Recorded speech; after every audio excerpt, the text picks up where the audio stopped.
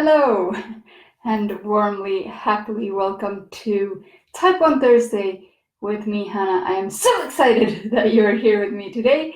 And the topic for today is supplements, nutritional supplements, and whether they are needed for people with diabetes. Do they actually help at all? Is there a point of taking them? Or why should you take them at all? It's quite a weird topic because this one I can actually somehow give a little bit of advice on in comparison to last week's episode where I couldn't really say anything at all. So let's see where we go. Supplements, nutritional supplements. I want to know from you. Let me know in a comment. Do you take any supplements? Do you know why you're taking them? And do you feel that they're helping? Get busy writing in the comments and I will go on with my stuff in the meantime and I'll check back shortly. So what are nutritional supplements? It can be anything from enzymes, digestive enzymes, to amino acids that you may need for something specific that is not working properly in your body. It's vitamins, of course, it's minerals, it can be herbs, supplements, stuff like that. If you find that they help for something, it doesn't have to be diabetes that you're taking supplements for, it can also be something else. Why would you take them as a type 1 or type 2? As a diabetic, why would you take supplements? Well, some have been proven to increase your insulin sensitivity, for example, which we can all appreciate and love very much. It can also lower inflammation, some of them that have been studied on that in that department. And that can also be good because fluctuating blood sugars do cause a lot of damage, and not only complications of diabetes, they can also make your body feel sort of, if you think of inflammation as rust in a chain, they can basically make your body feel like a rusty chain sometimes. And of course, nutritional supplements are there to add the nutrition that you maybe normally wouldn't have in your body, or not enough, or maybe there's something that is not working exactly properly for it to work in the way that it should.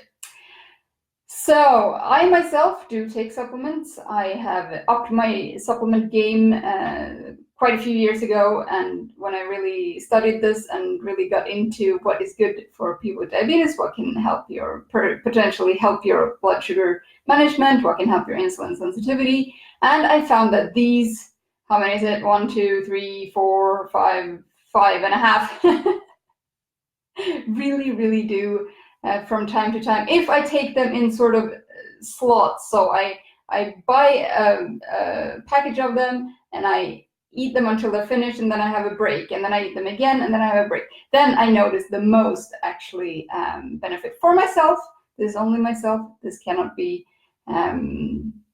said for any other person but myself. So that is one thing. And what do I consider the most important ones for maybe blood sugar management, at least in my own case, and then I have a few more that I will talk about afterwards. So number one of what I take myself is chromium. Chromium helps the body to use glucose in a more efficient way. And it has also been shown to increase insulin sensitivity in that way. And so chromium is one of these classic ones that I think when I was growing up, it was said to help people with cravings. But I guess that just means that it gets the nutrition in the form of glucose actually to so that the body can use it better. And that's why it would curb cravings, because cravings are sometimes, not all the time, but sometimes it is a lack of nutrition that is masking behind that. Number 2 is another mineral, that is magnesium. I swear by magnesium. I love it. I sleep better. It helps the body relax. It builds up bones. It helps build and relax your muscles, both of them. And it also helps your insulin sensitivity to increase. And that's why I really, really like it. If you want to sort of one of the two band-aids of nutritional supplements, I would say magnesium is a big one of them, because it helps in so many ways and can really be beneficial for a lot of things. Doesn't have to be, but it is in many cases. Number 3 is, and especially this time of year when it's like gray and crappy outside, it is vitamin D3. So the sun hormone, basically, is what they call it in some publications.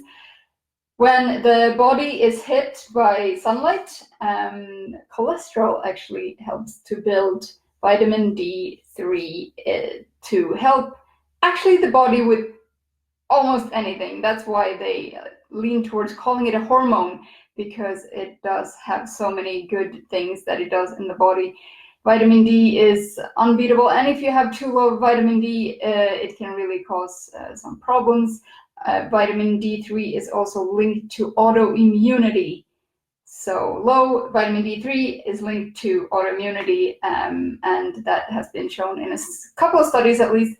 And that's my main reason why I take it, but also because I notice it on my energy levels when my vitamin D3 is not in range. So I really have to look out. 4th one, which is zinc. That's another mineral.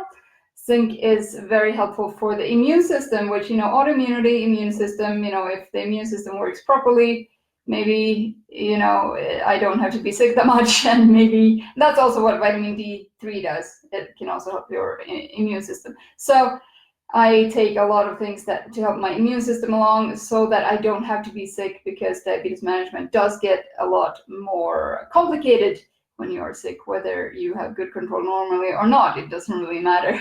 It gets more complicated anyway. And it does a whole other things as well as zinc.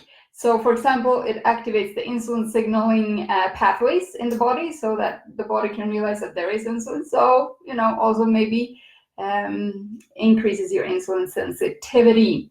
It can also help in the processing of insulin and very many other things when it comes to insulin in a normal, healthy body, but also for us diabetics. And another one is omega-3 fatty acids. I don't generally eat that much fish when I am in Switzerland, because I'm not close to an ocean. I'm in the middle of Europe. Put a pin in the middle of Europe and get somewhere in Switzerland. And that I just don't feel that fish is that fresh that often, and that's why I normally don't eat that much fish when I'm here. When I'm by the ocean, on a Mediterranean island, for example, I do eat a lot more fish, because there it is actually fresh and it's caught that morning. So for me, that feels a lot better. But that's why I supplement with omega-3 fatty acids when I don't eat that much fish. And that can be anti-inflammatory and act as an anti-inflammatory in the body. It has not been proven to help diabetes management really per se directly, but if you get the inflammation reduced a little bit, that definitely can help blood sugar management. It also, what it has been shown to do though, is that it lowers triglycerides and it raises your so-called good cholesterol, the HDL. So it does do good things in the body as well. And then my half supplement is actually, which I don't know how controversial this is anymore, but a couple of years ago it was, CBD oil, because that is it calms you down, it is anti-stress, it leads to better sleep, which is crucial in diabetes management. So if you don't sleep well, you won't have good numbers, and why not try something that could potentially help you with that. Magnesium can also do that, but sometimes you need a little booster in the sleep department. So those are the ones that I take: chromium, magnesium, vitamin D3, zinc, omega-3, basically every day, and CBD on and off when I have to. And what else could be good for people with diabetes is, of course, also berberine. That can, I don't like comparing it to medicine, because they can't be the same, but it has similar effects to, for example, metformin, or it can have. So it basically can make you more insulin sensitive. Alpha lipoic acid is an antioxidant. It can increase insulin sensitivity as well. It has also been shown to help a couple of complications of diabetes, like, for example, neuropathy and or macular degeneration.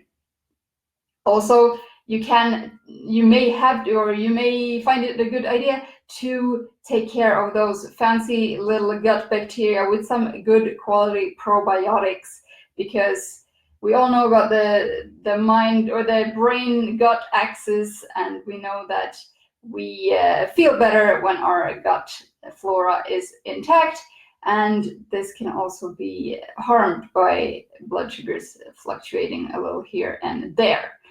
Also, thyroid specific things, because another thing that people with autoimmune issues get is that they get more autoimmune problems. How fun is that?